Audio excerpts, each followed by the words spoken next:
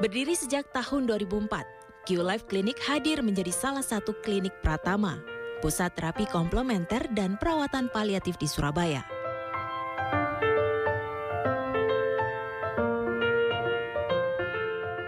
Hari ini saya ingin menjelaskan sedikit tentang semakin banyaknya anak muda sekarang yang mengalami stroke. Baik masih 13 tahun, 18 tahun, 21 tahun, kita menemui banyak sekali anak muda stroke karena pola hidupnya yang kacau.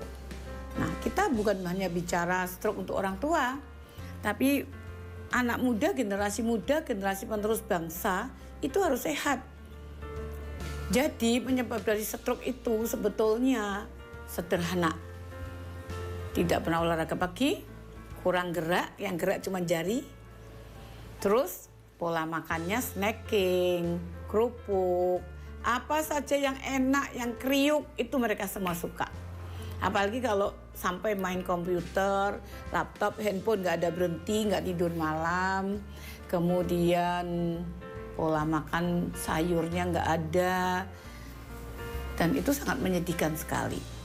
Bahkan tubuh mereka itu cenderung kekurangan air atau dehidrasi. Sekali lagi, air mineral sangat penting buat mulai anak kecil sampai orang tua. Jadi kalau mereka pola hidupnya bukan minum air tapi minum yang lain-lain yang manis-manis, maka pembuluh darahnya, levernya, kemudian small vessel atau pembuluh darah kecil-kecil yang ada di otak, yang ada di ginjal, yang ada di jantung, itu bisa bermasalah semua. Dan itu merupakan suatu komorbid yang tidak bagus di masa-masa COVID-19 atau pandemi.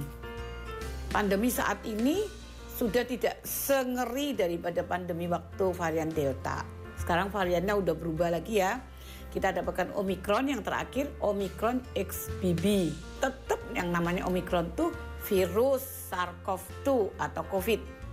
Sekalipun tidak menyebabkan sesak nafas dan angka kematiannya sangat rendah, tetapi banyak kematiannya. Kalau kita mau betul-betul mendatanya saat ini, COVID masih ada di mana-mana. Dan jangan dianggap enteng ya, karena kenapa? COVID-nya sudah negatif, PCR-nya yang dites di tenggorokan dan di belakang hidung udah negatif, tapi kaki virus atau spike protein yang merupakan benda asing. 7 hari pertama virus itu sudah tidak berkembang, dia udah hancur, tapi kakinya masih stay, masih ada, masih tinggal di mana? Semua mukosa pembuluh darah, terutama yang paling sulit dibuang adalah di dalam small vessel atau pembuluh darah tipis-tipis. Tempatnya di mana? Di otak, di selaput jantung, selaput paru. Pembuluh darah yang paling tipis ada di mana lagi? Ginjal. Ya, jadi sekali lagi spike protein dalam penelitian sejak COVID sampai sekarang disebutkan bahwa masih tinggal di tempat pembuluh darah tipis pada orang yang pernah kena COVID, varian apapun. Yang kedua, ada vaksin injury atau KIPI atau kejadian ikutan atau efek samping atau bawaan daripada vaksin. Misalnya yang kelompok mengandung kaki virus atau inti sel virus vaksin-vaksin itu, maka itu memicu munculnya penolakan oleh tubuh. Karena proteinnya merupakan protein benda asing bagi tubuh kita, sehingga sel-sel radang atau mast cell itu menciptakan penetralisirnya sebetulnya, menciptakan faktor radang. Terjadinya badai sitokin sekarang bukan lagi di paru, tapi di pembuluh-pembuluh darah kecil. Makanya jangan kaget kalau COVID bisa menyerang siapa saja, mulai bayi, anak-anak, orang dewasa, sampai yang paling tua. Sekalipun saya dapat pasien tertua kena COVID Omicron 92 tahun. Dan itu menetralisir dan membuang dan memperbaiki pembuluh darahnya butuh waktu yang lebih lama dan banyak kali terapi untuk meningkatkan imun sistemnya daripada orang yang masih muda. Tetapi sekali lagi saya mohon masyarakat pola hidup yang sehat, banyak minum air rajin, pada saat matahari terbit sampai matahari terbenam, olahraga pagi, makan hanya 3 kali sehari. Kalau perlu setiap hari stop camilan, stop snacking, stop kerupuk. Yang paling penting apa camilannya? Pisang yang tidak direbus. Mau pisang kepok, mau buah naga merah yang tidak terlalu manis. Buah-buahan itu apel, pir, banyak sekali di Indonesia buah-buah yang luar biasa. Itulah yang dibuat camilan kita. Dan air nomor 1 ya. Yang saya sedih, yang saya prihatin adalah jangan sampai terjadi terus di mana anak-anak kecil kita saat ini banyak mengalami gagal ginjal akut. Sebelum ada pandemi, hampir tidak pernah. Sedikit sekali kasus anak gagal ginjal akut. Setelah pandemi ini mulai luar biasa munculnya dan menyebabkan banyak kematian. Mudah-mudahan hari ini talk show-nya bermanfaat bagi masyarakat. Hidup sehat tanpa obat bersama Q Life Clinic Surabaya. Selamat malam pemirsa, apa kabar Anda hari ini? Senang sekali bersama saya Bian, 1 jam ke depan kita akan memberikan banyak sekali edukasi mengenai masalah kesehatan untuk Anda. Nah, temanya hari ini sangat menarik sekali. Kita akan berbicara banyak mengenai mencegah serangan jantung dan serangan stroke pasca terinfeksi COVID-19. Ini COVID masih menjadi tema bahasan yang menarik sekali untuk terus kita kupas karena banyak sekali hal-hal baru di sini. Baik, bersama kita ada Dr. Sri Budiwati dari Q Life Clinic Surabaya. Assalamualaikum dokter. Waalaikumsalam Mas Bian. Mau menyapa pemirsa di rumah? Sudah lama kita ketemu. Selamat malam semua pemirsa tercinta. Mudah-mudahan malam ini kita semua mendapatkan sesuatu manfaat ya untuk kesehatan. Baik. Dok, ini kan temanya mencegah serangan jantung dan serangan stroke pasca terinfeksi COVID-19. Apakah angka ini termasuk lumayan tinggi, Dok? Angka yang sangat tinggi dan tetap juara 1 penyebab kematian. Ya, kalau kita melihat data dari WHO, data dari Amerika, data dari negara-negara maju yang lain, maka tetap kematian terbesar dan terbanyak adalah masalah jantung pembuluh darah. Yaitu serangan jantung, stroke, dan kawan-kawannya. Ini termasuk infeksi lanjutan pasca terinfeksi COVID-19, begitu dok? Sebelumnya sudah nomor 1. Oke. Tapi ketambahan infeksi COVID-19, spike proteinnya, stay pembuluh darah banyak dan jangka panjang, maka kalau orangnya nggak perhatian dengan kesehatan, berlanjutlah menjadi serangan jantung, stroke dan sebagainya. Even bahkan pada anak muda. Oh oke. Anak muda yang harusnya tidak terjadi serangan jantung tuh sekarang banyak yang meninggal dunia karena serangan jantung post-COVID. Faktor resikonya itu orang-orang seperti apa dok?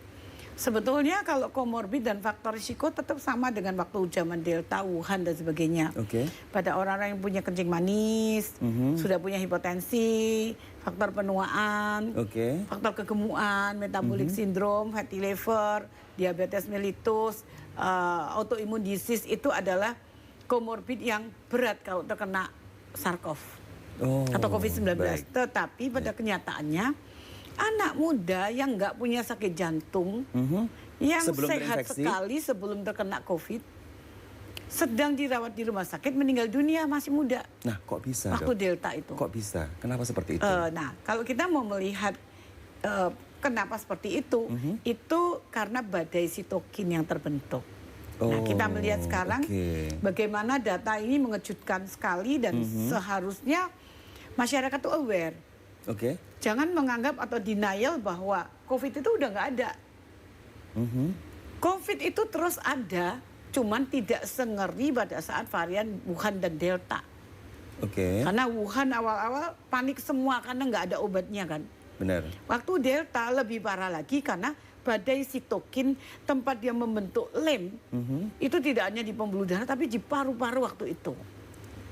Sehingga saturasi oksigen pasien itu pada turun karena panik, opname pakai tabung oksigen kan, terus-menerus sampai masuk ICU dan tetap saja angka kematiannya sangat tinggi.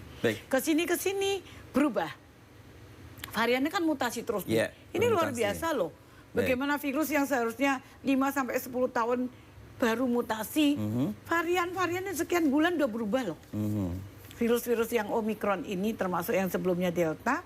Maka dari angka di luar negeri kita dapatkan bahwa penyakit jantung dan stroke setelah pandemi ini ya, setiap 36 detik itu ada satu yang meninggal karena serangan jantung. Wah, 36 detik satu ya. ngeri loh dok, ini termasuk tinggi banget ya. Luar biasa tinggi. Baik. Setiap 3,5 menit, satu meninggal karena stroke atau masalah pembuluh darah. Baik, dok, nanti kita Otak lanjutkan ya, lagi otak ya ya, stroke. untuk informasi ini. Ya. Baik, kita break dulu, jangan kemana-mana pemirsa, tetap bersama kami. Hidup sehat tanpa obat bersama Q Life Clinic Surabaya. Sesaat lagi.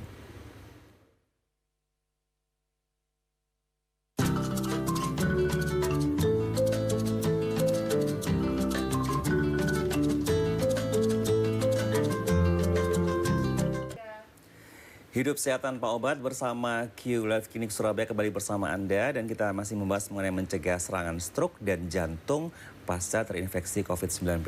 Dok, ini apakah termasuk long COVID syndrome? Ya, termasuk long COVID syndrome, tetapi pada saat sakit waktu Delta itu memang banyak yang meninggal serangan jantung, tapi Omikron ini bukan ke sana, tapi ke long COVID-nya. Long COVID-nya Long ya? COVID itu artinya sudah dinyatakan negatif, sudah dinyatakan sembuh, tapi tiba-tiba di rumah meninggal dunia karena serangan jantung. Banyak nggak Mas nemuin? Kenalan, teman? Iya, saya dengar beberapa teman ada seperti itu. Nah, selain stroke sama jantung, apalagi dok biasanya? Sebetulnya long COVID itu banyak. Yang lalu kita udah bahas banyak tentang brain fog, jadi pelupa, pemarah, stres, lambungnya bermasalah, sembelit, kadang diare kan? Anosmia seperti Anosmia, Mas, hampir 1 tahun ya. Hampir 1 tahun saya. Itu pembuluh darah yang bagian penciuman tuh nggak jalan gitu. Kemudian gagal ginjal. Gagal ginjal. Akut pada anak ataupun kronis.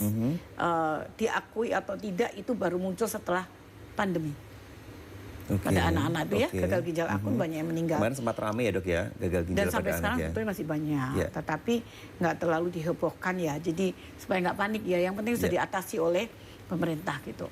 Jadi hari ini kan kita mau fokus untuk pembuluh darah, pembuluh darah jantung dan pembuluh darah otak. Karena post COVID yang paling berbahaya dan waktu golden periodnya hanya 10 menit itu adalah kalau menjadi suatu heart attack. Oh, serangan jantung. Atau serangan jantung. Kalau stroke mungkin masih ada waktu dibawa lari ke rumah sakit. Tapi kalau serangan jantung, waktu menolongnya itu hanya 10 menit, Mas. Cepet banget ya, makanya kadang seringnya tidak tertolong karena tidak tahu itu serangan jantung atau bukan, begitu ya dok? Iya, dan masyarakat sekarang menganggap bahwa oh ini bukan karena COVID. Karena udah denial gitu.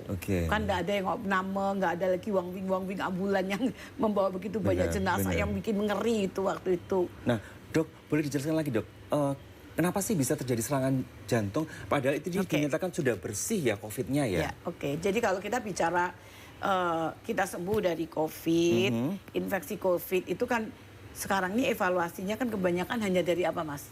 PCR kan? PCR tes. Padahal tidak hanya PCR. Kita periksa darah, periksa faktor-faktor radang, yaitu IL-6, prokalsitonin, kalau perlu TNF-alpha, kemudian D-dimer, melihat kekentalan darah post-COVID. Karena kalau ini tidak bagus hasilnya, labnya, setiap saat pasien yang sudah pulang ini, apalagi kalau pola hidupnya sudah mulai makan sembarang, manis-manis, kue-kue, gula-gula, maka dia bisa mendadak meninggal serangan jantung atau stroke. Meninggalnya pecah pembuluh darah di otak atau karena buntu di pembuluh darah jantung. Jadi kalau long COVID itu banyak sekali, kita hari ini fokuskan ke arah jantung pembuluh darah ya Mas. Nah penyebabnya itu adalah tidak hanya karena orang ini pernah COVID, pernah terkena infeksi betul-betul COVID. Dan tahu sendiri bahwa spike protein atau kaki virus itu 7 hari pertama virus berkembang biak. Tentu setiap virus itu mengandung puluhan kaki ya. Dan kaki-kaki inilah yang terjadi mutasi gen, mutasi jenisnya, peptide-nya gitu ya. Jadi kalau vaksin yang dibuat misalnya waktu itu dibuat waktu strain Wuhan. Kenapa di vaksin yang strain itu kok tetap kena vaksin mutasi tetap kena lagi? Ada yang sampai kumlot ya. Nah, setiap varian COVID baru dia kena lagi. Positif lagi. Jadi terjadi viral reactivation. Ada teman dok sampai 3 kali dia kena dok. Ada yang sampai 6 kali. Oh, ngeri. Teman saya 3 kali dok. Padahal udah vaksin ya Mas? Udah vaksin? Udah, Lengkap betul-betul juga, udah sudah sampai 3. lengkap. 3 ada yang 4 kali. Di luar negeri sampai 6 kali gitu ya. Tetapi jangan lupa bahwa pelaporan-pelaporan efek samping daripada vaksin yang terus-menerus atau berlebihan maupun cuma 3 kali maupun 2 kali, setiap orang berbeda ya Mas. Itu juga ada efek sampingnya. Dok, saya tadi jadi penasaran nih ya. Ini kan COVID-nya udah hilang nih ya, bersih. Tapi kakinya masih nempel. Kenapa kakinya nggak bisa diberantas dok? Bukan kakinya nggak bisa diberantas Mas. Jadi ceritanya bermutasi. saya tunjukin kaki virus ya. Oke. Saya mau tunjuk gambar ya. Kita lihat kakinya seperti apa sih? Seperti kaki meja atau kaki apa ya? Kaki meja cuma 4. Oh iya, iya. Ini setiap satu sel virus itu ada ratusan kaki virus. Kalau dilihat pakai mikroskop elektron bentuknya kayak gini nih, halus. Iya. Ya, seperti benang-benang halus. Kalau di penyebab utama kematiannya karena kaki-kaki virus ini menempel di badannya virus sudah hancur, kakinya tidak Mas. Dia nempelnya di pembuluh-pembuluh darah kecil, nempelnya di link usus, semua mukosa ya, mulai yang di tenggorokan udah negatif, tapi ternyata yang di usus, di selaput jantung, di selaput paru, di pembuluh darah ginjal, dia masih bercokol di situ berbulan-bulan. Dari penelitian tidak bermutasi, dia tidak hidup. Kaki virus ini benda mati. Tetapi karena bentuknya peptide, protein, maka itu benda asing. Tubuh mengenalin di dalam darah kan nggak boleh ada protein asing, benda asing, nggak boleh ada larva cacing, nggak boleh ada malaria, nggak boleh ada bakteri virus. Itu kan benda asing musuh. Protein kaki virus juga dikenali sebagai musuh oleh tubuh kita. Sehingga saya tunjukkan dulu gambar daripada mast cell. Mast cell itu adalah tentara kita. Tentara kita nih, mast cell akan diproduksi dalam jumlah besar. Mast cell itu muncul. Ini benda asing. Dia muncul. Dia harus menetralisir dan menyingkirkan itu protein-protein kaki virus. Dengan cara apa? Dia memproduksi faktor radang, histamin. Orangnya jadi alergi nih. Banyak kan setelah COVID orang jadi alergi, jadi gatal. Bahkan setelah vaksin juga loh. Yang jenis vaksin kaki virus dan mRNA, ada yang jadi autoimun disease kulit gitu-gitu. Berlanjut terus. Karena munculnya histamin dalam jumlah besar. Siapa yang munculkan? Sel tubuh kita namanya mast cell. Karena dia lihat, oh benda asing, benda asing, benda asing. Karena merespon dia, ada benda asing di dalam tubuh kita. Tujuannya itu mau netralisir. Gitu. Kamu jangan bikin buntu ya. Ternyata berlebihan. Yang diproduksi faktor radang, TNF-alfa, IL-1, IL-6, histamin. Dan itu memicu munculnya radang. Inflamasi. Sehingga kalau nempel di pembuluh darah kecil yang tipis seperti ini di selaput jantung, dia kenapa bisa paling banyak di selaput jantung? Kenapa dok? Karena dia nempelnya pada pericyte, yaitu sel-sel otot jantung. Nah itu bisa berakibat apa dok? Mati serangan jantung Mas. Karena pembuluh-pembuluh darahnya jadi menebal. Mengeras ya? Jadi badai sitokin. Badai sitokin kan udah terkenal nih, orang udah ngerti ya. Lemnya dalam jumlah besar, celakanya di pembuluh darah tipis. Yang di jantung, yang di otak. Bisa terjadi stroke nggak? Bisa dong. Bisa terjadi serangan jantung nggak? Bisa dong. Kalau di ginjal bisa gagal ginjal nggak? Bisa dok. Karena di setiap organ kita ada pembuluh darah. Iya, dan pembuluh darahnya mengeras. Dan pembuluh darah kita itu bukan pembuluh darah besar-besar Mas. Pembuluh darah kita lihat nih kalau ini mengeras dan menyempit ya dok ya pastinya ya. Otomatis menyempit karena dia radang. Iya, menebal benar. Mengeras. Iya. Otomatis sempit. Iya. Darah nggak bisa lewat. Nah itu yang bikin serangan. Oksigen nggak bisa kirim. Benar. Bisa stroke-nya dari situ ya dok ya. Iya. Stroke dan serangan jantung dan lain-lain. Kalau di otak brain fog lah, kalau di ginjal gagal ginjal. Baik. Gitu. Ini jadi penjelasan seperti ini ya. Jadi pemirsa, saya juga sebenarnya dari awal tadi saya masih terbayang-bayang seperti apa ya kok bisa seperti itu. Ternyata penjelasan seperti itu ya dok ya. Iya. Itu proses daripada tubuh. Baik. Terutama bisa terjadi kegagalan ginjal, jantung dan lain-lain itu karena kalau kita pulang dari rumah sakit rasanya semua makanan ini pengen dimakan.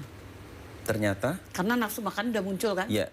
Tanpa diperiksa D-dimer, tanpa ada kontrol faktor radangnya masih ada enggak. Kekentalan darah dan sebagainya, Ya, lain-lain itu tanpa sedangkan diperiksa ya dok ya. makanan-makanan yang banyak mengandung vicin, gulanya terlalu banyak, garamnya terlalu banyak, makin memicu lagi dinding-dinding mukosa tuh bengkak. Nah, itu dia Ketambahan ternyata. dengan faktor radang. Baik, karena memang biasanya kalau pulang dari rumah sakit atau habis sakit, kita makannya agak sedikit berlebihan ya dok ya. Kan nafsu makan mulai muncul nih. Mas. Benar.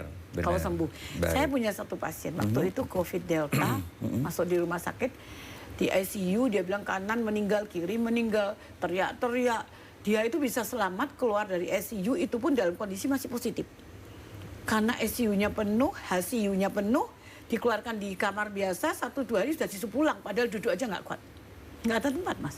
Oke. Dia bilang, saya keluar, nggak dibuntel aja sudah luar biasa, alhamdulillah. Dia saya mesti hidup. Yeah. Tapi begitu keluar, dia tinggal di hotel. Permintaan nomor 1, Makan. soto sama kerupuk. Agak sedikit ngawur memang ya, tapi memang ada agak euforia ya dok ya, ini juga tapi kan nggak tahu dok. Istrinya kan kesian, dibeliin. Ke klinik saya bilang gini, kamu ini duduk aja nggak kuat. Ya, Kamu ini PCR masih positif. ya. Apakah mau balik ke ICU? Ya enggak. Ya kalau gitu gimana? Minum air. Oke. Makan makanan sehat. Baik. Saya infus anti radang gitu, saya Oke. ozon. Dan besoknya dia bisa duduk. Alhamdulillah. Besok lusanya dia udah jalan meskipun masih dipegangin. Hari kelima betul-betul udah negatif. Oke. Kontrol ke rumah sakit, dokternya heran. Loh kok sudah negatif kok udah jalan kamu? Nah, itu yang penting. Nanti kita tahu dokter nanti di-spill ya apa saja kenapa Iya. prosesnya bisa seperti itu sampai dari yang tidak bisa duduk sampai bisa berduduk lagi kemudian bisa berjalan lagi dengan Iya. proses yang lumayan tidak terlalu lama begitu ya dok ya.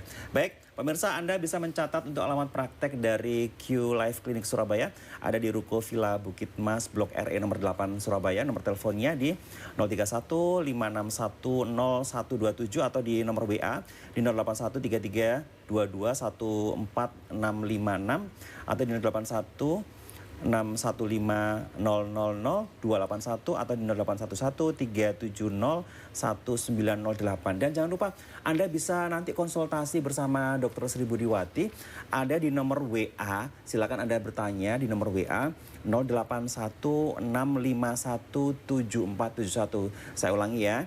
081 651 7471. Kita akan break sesaat lagi.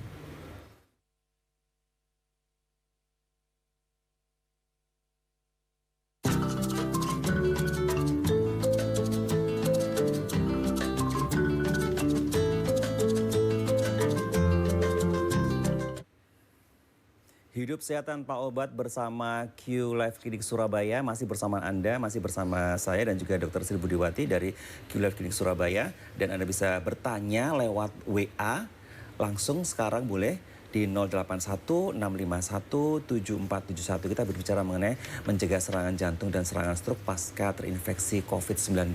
Baik dok, dok semakin kesini kenapa yang terjadi serangan itu terjadi pada anak yang lebih muda usianya? Iya. Saya kalau sebelumnya 10 tahun yang lalu atau berapa itu ya mungkin Jarang sudah ya. jarang. Nah sekarang itu muda banyak banget dok. Banyak. Teman saya Banyak juga ada yang kena dok, masih di bawah 40 tahun. Saat ini di klinik saya pun masih ada 27 tahun yang stroke sudah sejak SMA gitu ceritanya. 27 tahun Iya. stroke. Wah. 7 atau Masih muda 28 banget ya. ya, Dok. Yang saya paling kecil saya temui 13 tahun stroke perdarahan meninggal dunia. Jadi jangan lupa Mas bahwa umur berapapun kalau tipe pola hidupnya anak-anak remaja sekarang ini kurang minum air setiap hari. Kurang minum air. Ya, tidak mau air, tidak suka air. Malah ada yang sudah stroke nih nggak bisa ngomong begini bilang kalau dikasih air dia nggak mau. Tetap nggak mau dok. Dia benci sama air. Padahal minumannya yang manis-manis tuh. Yang ada boba lah, Bener. es krim lah. Iya, iya. Makanan-makanan yang zaman sekarang. Minumnya ada rasanya semuanya. Iya, Dok, kalau nggak ada rasanya dia nggak suka. Iya. Yang pertama itu. Jadi memang awal basicnya anak muda sekarang basicnya kurang bagus di dehidrasi. Berarti lebih ke lifestyle ya Bu dok? Iya, yang kedua anak muda sekarang tangannya jarinya lebih rajin Lebih aktif olahraga. daripada kakinya. Jarinya tuh handphone nggak berhenti-berhenti. Iya, benar. Radiasinya tinggi. Tidur malamnya nggak bagus. Dan mager, malas gerak ya dok ya? Iya, malas gerak. Kemudian kalaupun olahraga, selalu olahraganya sore dan malam. Ya. membentuk komunitas gitu-gitu ya. Ya. Ya, jadi pada saat mendapat serangan COVID, badai sitokinnya ada di pembuluh darah, kita lihat pembuluh darah seperti ini tidak tergantung usia. Bisa terjadi pada siapapun, usia berapapun ya. Oke. Di pembuluh darahnya, kita lihat pembuluh darah jantung, itu tidak hanya yang besar-besar ya, ada yang tipis. Boleh ditampilkan gambarnya mungkin. Ya. Silakan untuk gambarnya. Nah itu ini ya. Jadi pembuluh darah itu kalau kita lihat yang di jantung nggak hanya yang besar loh, ada yang tipis-tipis ya. Ya. Kalau badai sitokinnya di sini, lemnya di sini, darahnya nggak bisa lewat tuh. Benar. Kemudian kalau di otak lebih tipis lagi pembuluh Benar. darahnya. Kalau badai sitokinnya di sini antara buntu atau pecah. Yang sebelah kiri itu pecah, yang tengah buntu, yang kanan itu mulai pengerasan awalnya. Kemudian kalau itu di pembuluh darah usus, dinding usus kan ada pembuluh darahnya tuh. Iya.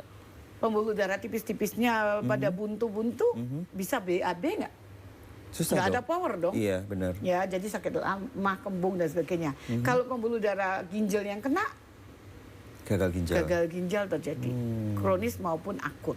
Pada anak kecil Tergantung lebih tipis lagi. posisi pembuluh darah di mana, di organ vital kita mana ya. Tergantung kaki virus itu Nempel. paling banyak stay di mana. Oh, oke. Ya, makanya jangan lupa air itu nomor 1. Tidur malam tuh nomor 1, nomor 2 ya. Kemudian nomor 3 tuh olahraga pagi. Nah, apa sih begitu pentingnya konsumsi air bening gini, Dok? Kalau kita sakit tuh Mas, misalnya kita diare muntaber, Ya. diinfus apa Mas? Water. Air kan? Cara infus kan? NaCl. Iya. Benar. Air mineral kan? Iya, air mineral. Nah kalau ada nggak orang sakit diinfus boba? Gak ada, Dok. Teh manis, kopi manis. Pasiennya mati ya. Iya. Sebab Caranya- itu betapa pentingnya pembuluh darah kita. Oh, oke. Karena pembuluh darahnya Mas Bian ini kalau tingginya Mas Bian ya sekitar 100.000 kilometer. Panjang Setiap banget titik di tusuk ada darah toh. ya. Ada. Berarti benar. ada pembuluh darah ya. Iya. Darah itu 90% air. Oke. Nggak ada air dia nggak bisa lari. Nggak bisa kirim oksigen, nggak bisa ambil sampah. Oke. Dan dia yang memberi hidup ke organ. Yang memompa jantung. Kalau jantungnya pembuluh darahnya seperti ini serangan jantung loh Mas. Iya, benar, benar. Ya kan, gejalanya sih serangan jantung kita semua tahu. Dada sebelah kiri kayak diremas-remas, Ya. ada yang nyeri sampai ke rahang, sampai ke lengan kiri. Tembus belakang ya, punggung. Ya, seperti ditindis benda luar biasa sesak. Ya. Pada diabetes hanya keringat dingin karena nyerinya, faktor nyerinya tumpul. Oke. Jadi orang diabetes kalau serangan jantung paling sesak. Gak doyan makan, mual, keringatnya sejagung-jagung Mas. Ya. Kalau laki-laki ya. Ya. Kalau ingat dingin, jangan bergerak. Ambil saja handphone, minta pertolongan. Oke. Jangan berusaha duduk atau jalan. Jangan panik ya, Dok ya. Jangan panik, minta air hangat, Baik. minum air hangat. Lalu ada sesuatu yang harus diminum dan air hangatnya itu atau ditempelkan di dada sambil panggil ambulan ya. Karena waktu golden periodnya hanya 10 menit. 10 menit. Aduh, cepat sekali. Lewat 10 menit Itu gimana, kerusak. Dok? Supaya kita tahu itu serangan jantung. Nyeri sekali kan? Oke. Nyeri dan kalau orangnya meraba nadinya tuh, setiap orang bisa meraba nadi ya. Cepat. Luar biasa cepat. Karena kekurangan oksigen. Benar, Jadi irama jantungnya cepat sekali. Kan kita enggak bawa tensi, enggak bawa Iya, apa. iya. Enggak bawa saturasi juga kan. Jadi dia cepat sekali. Terus apa lagi, Dok? Secara Keringat physically? dingin. Keringat dingin keluar. Mual. Muncul. Mual. Mual. Oke. Jadi kalau lagi setir mobil berhentilah total. Kayak masuk angin gitu, Dok? Iya, Oke. keringat dingin. Jadi Baik. nyeri dada banget kalau tidak diabetes. Ya. Kalau diabetes kurang nyeri, tapi Ya. dia mual gitu ya. Oke. Jadi yang kedua itu kan gejala serangan jantung ya Mas. Itu waktu golden periodnya hanya 10 menit ya. Lewat 10 menit nggak cepat ditolong atau opname, maka ada kerusakan otot jantung.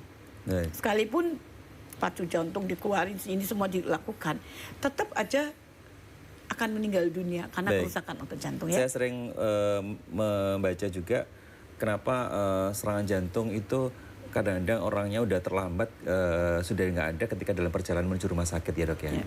Karena memang 10 menit itu tadi cepat banget ya, Dok. Ya? Seperti ada yang dibawa ke rumah sakit lalu di Iya. setrum hidup lagi, Oke. 5 jam pasti tetap meninggal. Ya Baik. karena otot jantungnya rusak. Oke, dok kita break dulu ya. Nanti kita bahas. Tadi saya menarik tadi orang pasiennya dokter dari yang pulang nggak bisa duduk, kemudian sampai bisa duduk lagi, sampai berjalan lagi dengan tempo waktu yang tidak begitu lama. Nanti kita bahas seperti apa sih pertolongan yang dilakukan oleh Dr. Sri Budiwati dengan klinik Q Life Clinic Surabaya, dok ya. Yeah. Baik, pemirsa jangan lupa Anda bisa mencatat untuk alamatnya ada di Ruko Villa Bukit Mas, Blok RE nomor 8 Surabaya di Jalan Abdul Wahab Siamin, Duku Pakis, Surabaya. Nomor teleponnya sudah tertera di layar kaca. Dan jangan lupa selepas break ini kita akan membuka interaktif lewat WA di 0815617471. Kita akan kembali sesaat lagi selepas pariwara yang satu ini.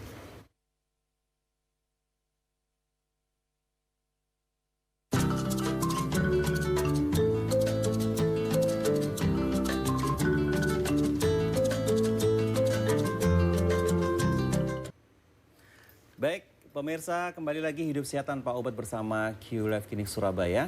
Dan kita sudah membuka line WA. Silakan Anda bisa bertanya langsung dengan Dr. Sri Budiwati di 0816517471.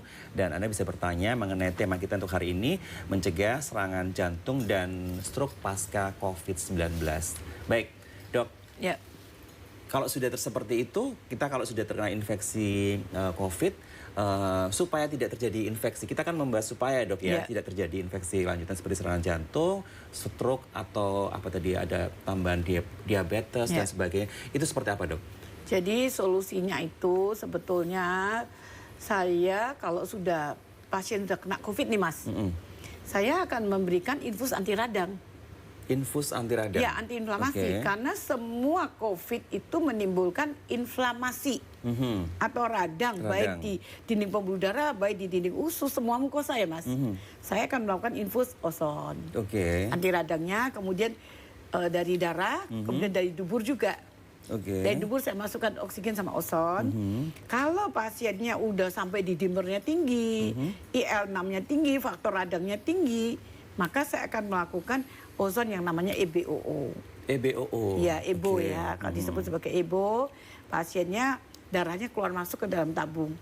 Kenapa ini sangat menyelamatkan badai sitokin atau radang daripada pembuluh darah? Karena pada saat kita melakukan EBOO, kalau kita lihat dari VT tadi ya, orang sedang di ozon, maka di dalam cairan infus itu juga kita berikan sedikit heparin. Apa itu dok? Pengencer darah. Oh oke. Karena darah di luar tubuh harus ada sedikit pengencer darah mas.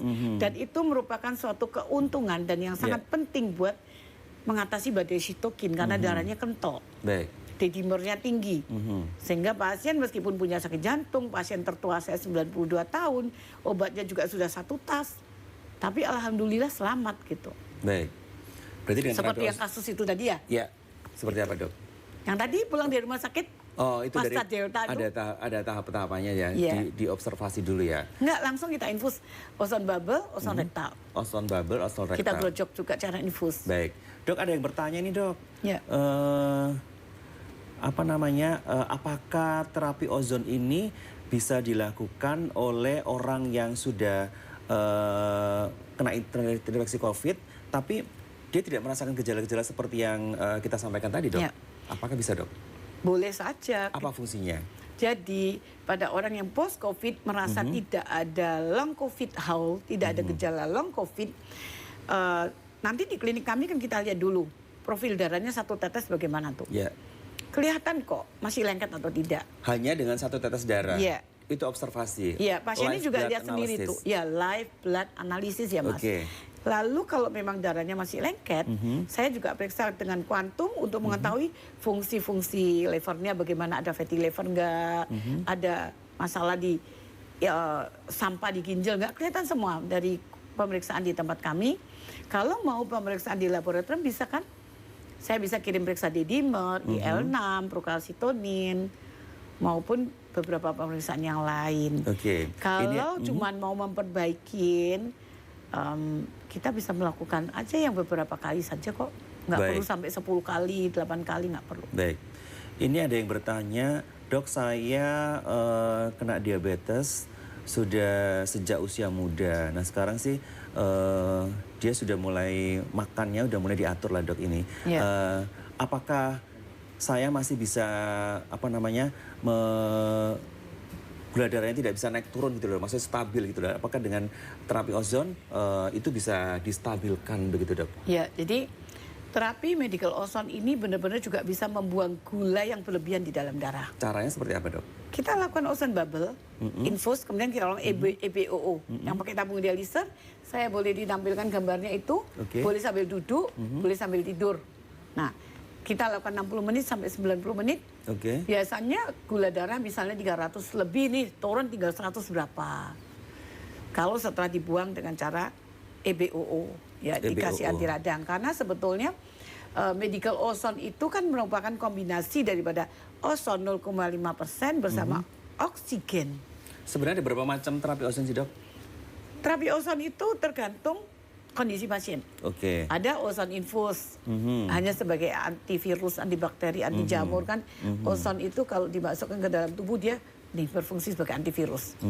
Bunuh virus loh, benar-benar virus apapun. Antibakteri dari penelitian anti jamur, di mana jamur itu bisa memicu kanker jangka panjangnya dalam darah ya. Kemudian anti inflamasi. Semua sakit itu terjadi inflamasi atau radang. Jadi dia sebagai antiinflamasi bahkan mengurangi nyeri. Makanya kalau tadi pasien yang betul-betul udah kesakitan duduk aja nggak kuat post delta ya waktu itu masih positif, saya lakukan ozon infus, ozon rektal. Yang kedua besoknya dia udah bisa duduk, udah bisa jalan turun dari taksi jalan kaki. Yang kelima udah negatif, hanya dengan cara sederhana seperti itu. Karena obatnya udah 1 tas mas. Saya nggak nambahin lebih obat-obatnya ya. Ini ada lagi pertanyaan dok. Anak saya dia obesitas, umur 10 tahun, suka konsumsi minuman soft drink yang manis itu dok.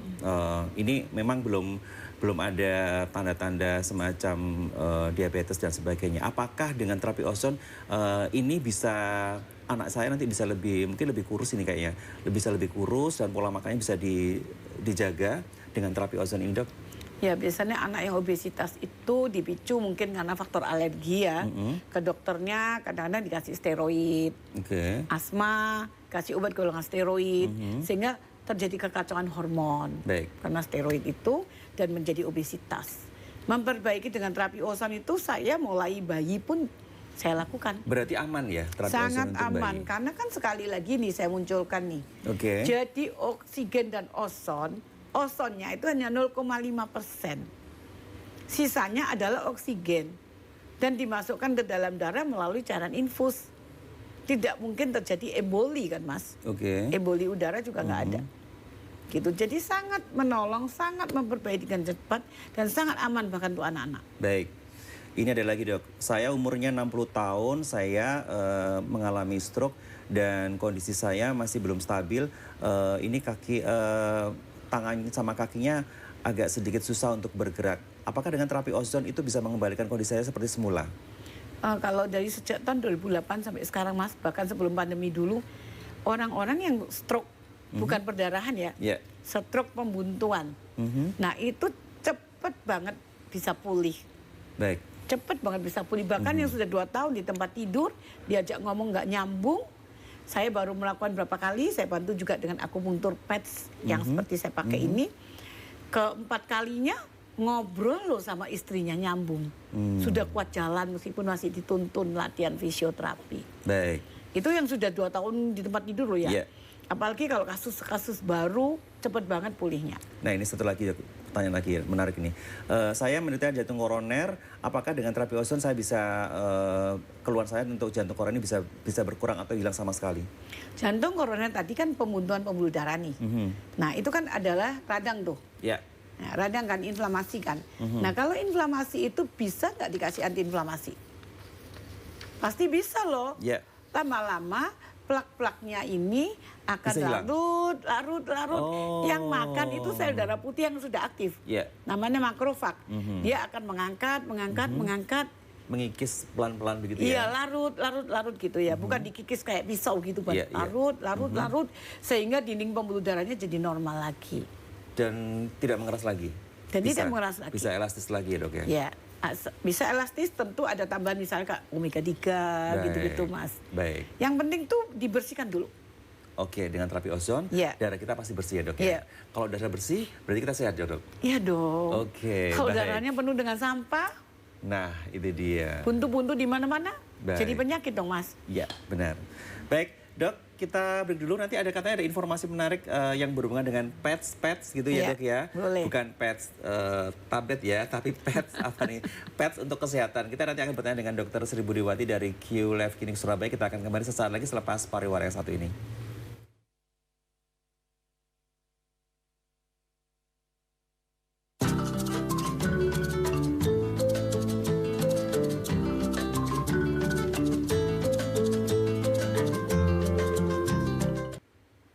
Hidup sehat tanpa obat bersama Q Life Clinic Surabaya masih bersama Anda, dan line WA sudah masih kami buka ya, masih kami buka di 0816517471, silakan 0816517471. Kebetulan ada pertanyaan nih, ini mau saya tanyakan ke dokter tapi tiba-tiba ada pertanyaan juga nih dok. Dok, sebenarnya terapi ozon itu fungsinya seperti apa sih? Ya, terapi ozon itu fungsinya banyak Mas. Karena sebetulnya kalau kita memasukkan ke dalam darah, gas kan tidak mungkin. Ya. Dan bukan ozon seperti yang tuh bersihin kolam renang. Oke. Karena itu harus melalui mesin. Mesin tabung oksigen dimasukkan ke mesin ozon, lalu memproduksi gas ozonnya 0,5%, oksigennya 99,5. Kemudian dimasukkan cairan infus atau dimasukkan ke darah. Baru boleh masuk ke dalam. Nah, ternyata dari penelitian, kalau darah kita lengket, itu kan kekurangan oksigen. Lalu ada bakteri hidup di situ. Begitu dikasih oksigen sama ozon ke dalam pembuluh darah, maka darah yang tadinya lengket itu jadi satu-satu larinya. Jadi aktif ya? Ya, kemudian bakteri yang begitu banyak berkeriapan kelihatan di mikroskop, setelah terapi ozon pertama kali saja infus, bakterinya tuh tinggal sedikit. Berkurang banyak gitu. Sehingga pasiennya merasa, loh kok fit saya, enak ya. Lebih enteng. Enteng sekali. Mas Bian pernah kan? Iya, benar. Itu padahal baru ozon infus ya. Baru ozon ya, infus. jadi kenapa? Karena dia ternyata mengaktifkan semua enzim sel darah merah. Sel darah merah kok lengket kan tidak bisa kirim oksigen cepat. Kalau dia satu-satu, dia bisa melepas dan dia masuk pembuluh darah itu luntur. Masukkan oksigen, dia bawa keluar CO2. Jadi mengaktifkan enzimnya, antioksidan. Kemudian juga bisa menangkap radikal bebas. Sampah-sampah produksi daripada virus, produksi dari sampah. Kita berkeringat, kotoran, karatan ya. Karatan bisa diperbaiki. Kemudian mengaktifkan sel darah putih tadi. Sel darah putih namanya makrofag, makan sampah. Sel darah putih limfosit T, limfosit B, bunuh bakteri virus. Otomatis dia antivirus, antibakteri Mas. Baik, berarti terapi ozon ini bagus untuk semua penyakit yang berhubungan dengan darah, begitu dok? Semua penyakit itu masuknya dalam darah Mas. Baru muncul di organ kan? Iya. Jadi dia basic nggak? Basic banget. Ya, dan tidak mengandung, tidak perlu obat apapun. Mungkin bisa di-spill lagi dok, penyakit yang berhubungan dengan darah itu apa saja sih dok? Selain tadi yang kita bahas ya, stroke sama jantung ya dok ya? Itu berhubungan dengan darah. Jadi penyakit yang berhubungan dengan darah itu adalah contoh nih, binatang hidup dalam tanda kutip, virus, bakteri, malaria, apapun larva cacing di dalam darah gitu ya. Kemudian mikroba yang lain. Yang kedua yang bikin darah itu lengket, gula. Diabetes. Gula berlebihan kan bikin darahnya lengket, tidak bisa lari. Kemudian yang bikin stroke apa? Pembuntuan pembuluh darah karena plak. Yang harus dilarutkan. Nah, jadi termasuk kaki protein, virus atau protein, spike protein. Itu juga bisa diatasin. Sebab itu mempercepat hilangnya atau dibuangnya spike protein di pembuluh-pembuluh darah. Kalau saya lakukan ozon rektal atau ozon V di dinding-dinding kandungan, di dinding-dinding mukosa usus, itu juga akan cepat dihancurin, dibuang. Cepat dihancurin. Dok, ini semacam paliatif begitukah? Yang namanya paliatif itu kan meningkatkan kualitas hidup. Otomatis pasien kanker pun bagus loh terapinya. Penyakit kanker bagus dengan terapi ozon. Bahkan mengurangi nyeri kankernya. Misalnya nih yang nyeri sampai nangis-nangis nih Mas. Saya terapi lakukan ozon infus, ozon V atau ozon infus, ozon rektal. Malamnya sudah bisa tidur dari skala 9 tuh nyerinya, tinggal 3 tuh. Tinggal ada- dikasih 1 tablet aja Ada anti nyeri. antihistamin tadi, anti nyeri tadi ya. Ada anti nyeri. Anti nyerinya ya. Bersifat sebagai anti nyeri. Anti nyeri. Baik. Jadi seseorang itu diberi terapi ozon itu tergantung dengan kondisinya, Ya. seberapa berat parah dan sebagainya lewat live blood analysis tadi ya. Iya, Tes darah dites tadi satu tes gitu ya. Bawa laboratorium juga boleh. Baik. Kemudian saya lakukan terapi tes kuantum, Oke. sehingga saya bisa mengambil kesimpulan, oh tubuhnya harus diapakan dulu.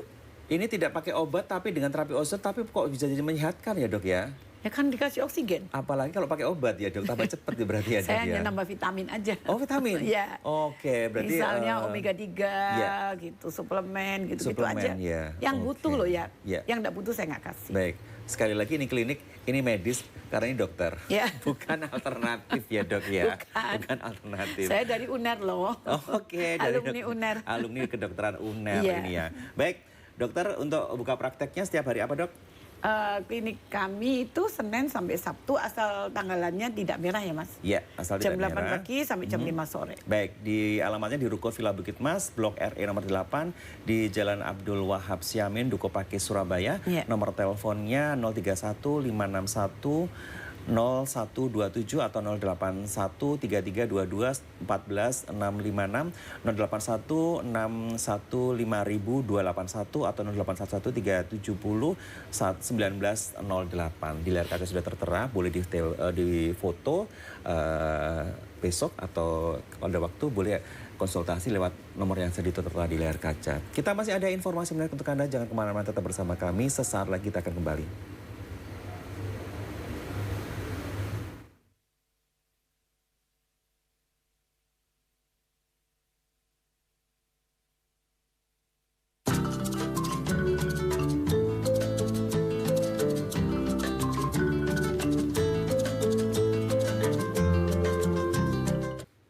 Baik, pemirsa, saya bacakan lagi untuk alamat dari Q Life Clinic Surabaya di Ruko Villa Bukit Mas, Blok RE nomor 8 di Jalan Abdul Wahab Siamin, Dukuh Pakis, Surabaya. Nomor teleponnya 031 561 0127 atau di WA 081 3322 14656, 081 615 281 atau 0811 370 1908. Anda bisa mencari dari kaca, langsung saat ini juga boleh konsultasi. Nah dok, ini ada yang menarik. Tadi PETS itu apa sih dok? PETS macam apa sih? Jadi kalau pasien itu sudah kita lakukan detox, pembersihan, betul-betul setelah datang ke 8 kalinya, seminggu Dengan 2 kali kan? Seminggu 2 kali kan yang ibu itu. Maka tai tabungnya bersih, cara nifus di bawahnya, pembuangannya bersih. Sampahnya ya? Ya sampahnya bersih. Kita kan mau menyempurnakan nih. Energinya harus lebih bagus, enzim oksidannya keluar terus, tidurnya nyenyak. Maka saya melakukan akupunktur tanpa jarum. Akupunktur tanpa jarum? Iya, jadi akupunktur tanpa jarum. Saya juga belajar akupunktur jarum, tapi jarang kan orang mau suntik-suntik terus. Nah sekarang di Amerika itu sudah bikin penelitian sejak tahun 2004. Kalau nggak ada penelitian kita dokter juga nggak mau pakai. Ini sudah dipakai banyak oleh dokter-dokter bedah untuk orang setelah selesai operasi. Fungsinya apa PET ini dok? Ternyata PET ini ada yang bersifat sebagai anti radang. Oh macam-macam ya dok ya? Iya, kan produksinya bukan cuma karena spesifik kan. Wah, ini disebut sebagai ion. Ion itu anti radang ya. Oh oke. Dia bisa mengurangi faktor stres. Nempelnya di titik tengkuk. Oh ada di titik akupunktur dok. ya. Oke. Titik akupunkturnya diajarkan gitu. Iya. Kemudian pakainya 12 jam lagi Mas. 12 jam. Satu PET bisa 12 jam. 12 jam. Setelah itu tempel aja ke pohon. Kenapa dok? Pohonnya lebih aktif lagi energinya. Tapi kita 12 jam sudah tidak fokus ke titik meridian. Oh oke. Dia lari-lari gitu kan. Iya. Jadi misalnya nih saya perjalanan pergi jauh nih. Ada anak kecil tuh rewel gitu. Saya cuma kasih satu di tengkuknya. Dia bisa tidur nyenyak. Oh oke. Mengurangi stres, mengurangi radang, mengurangi nyeri. Tapi kalau nyerinya parah nih Mas, nggak bisa diangkat, sakit banget gitu ya. Frozen shoulder. Kita pakai yang pasangan. Yang namanya SBF ini memang anti nyeri. Awalnya nih dibuat buat tentara yang sedang perang di Amerika. Yang suka salah tidur itu ya dok ya? Iya, itu ada putih, ada coklat. Nah kita tempel di titik paling nyeri. Oke. Yang coklat. Sesuai dengan kebutuhan ya. Iya. Kemudian yang putih di titik yang kurang nyeri. Baik. Dan dipakai 12 jam. Dan luar biasanya nggak sampai hitungan 10 menit, nyerinya berkurang sekali. Oh. 12 jam baik. lo makainya. Baik, luar biasa. Ekonomis banget ya berarti ya, Dok Sangat ya. murah gitu. Baik. Jadi jauh lebih murah. Misalnya lagi flu nih. Saya kalau mau tidur pernah kena COVID Omikron kan. Batuk banget, tenggorokan sakit banget, saya kasih glutathione. Oh, saya lagi flu ini, agak flu Ada ini. glutathione kan? Oke, Nah, iya iya benar. nanti Mas saya tempelin. Glutathione. Nah, contoh Oke. nih. Contoh nih lagi flu, lagi nggak enak. Kalau hidungnya buntu, saya tempel di sini. Oh, Saya tempel di sini. gitu ya. Kalau Mas Bian lagi nggak enak Iya, tenggorokan. hidung lagi agak buntu. Nah, Mas Bian nggak enak tenggorokan kan? Takut dilihat orang di hidung. Hidung, Dok. Mas Bian tempel di sini aja. Hidung aja, Dok. Oh, nanti dilihat orang. Nggak apa-apa, Dok. Permisi ya. Iya. Ini kalau kena air gimana, Dok? Aman? Oh, nggak lepas. Nggak lepas? 12 jam. 12 jam ini. Kalaupun lepas, kasih aja plester lagi. Oh, baik, luar biasa. Ya. Saya sudah nempel ini. Ini bukan jerawat ya, Dok ya.